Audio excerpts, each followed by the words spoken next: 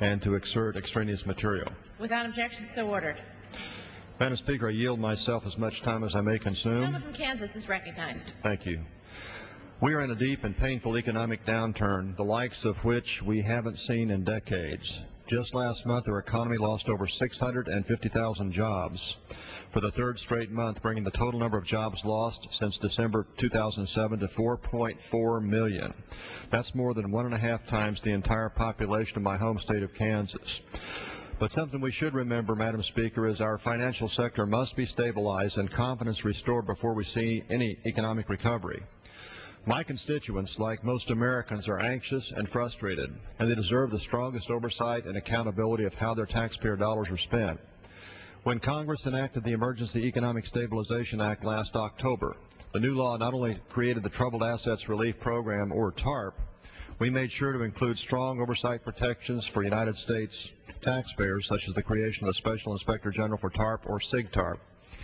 Last month, Mr. Neil Borofsky, the newly appointed SIG-TARP, testified before the House Financial Services Oversight and Investigation Subcommittee.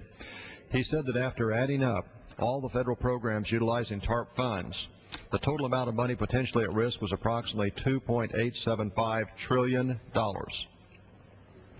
Mr. Borofsky went on to say, quote, "We stand on the precipice of the largest infusion of government funds for over the shortest period of time in our nation's history.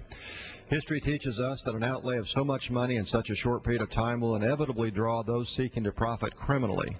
We are looking at the potential exposure of tens, if not hundreds, of billions of dollars in taxpayer money lost to fraud.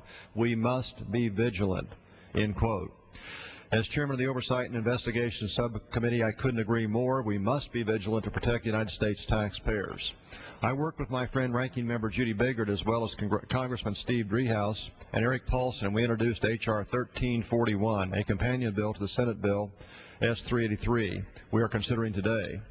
The Senate has already unanimously approved this bill twice. Most recently, Senator Claire McCaskill introduced this legislation last month, and the Senate approved the bill the same day.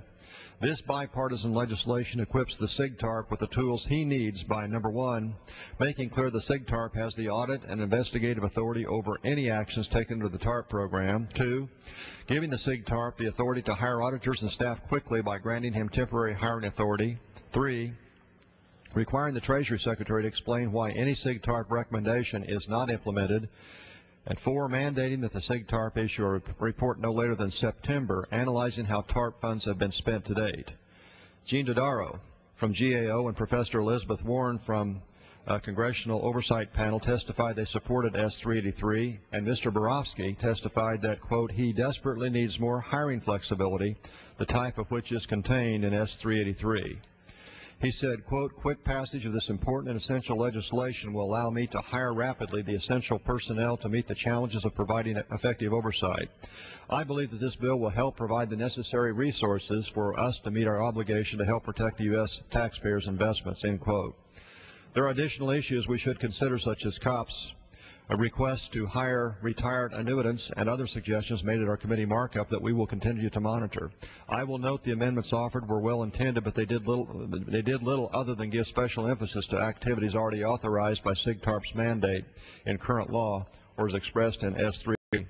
Conversely, if we included those amendments, it would have had the effects of substantially slowing down the bill, because it would require further action by the Senate.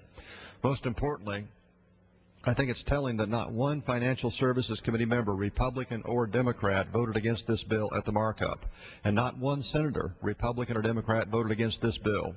Protecting taxpayer money should be a nonpartisan effort, and I believe this bill keeps with that spirit. In light of the SIG-TARP's testimony, the urgency of his request, and with legitimate public outrage over the AIG bonuses and other misbehavior by TARP recipients, it's important now more than ever that we approve this bipartisan bill today so we can send it straight to the President's desk for signature.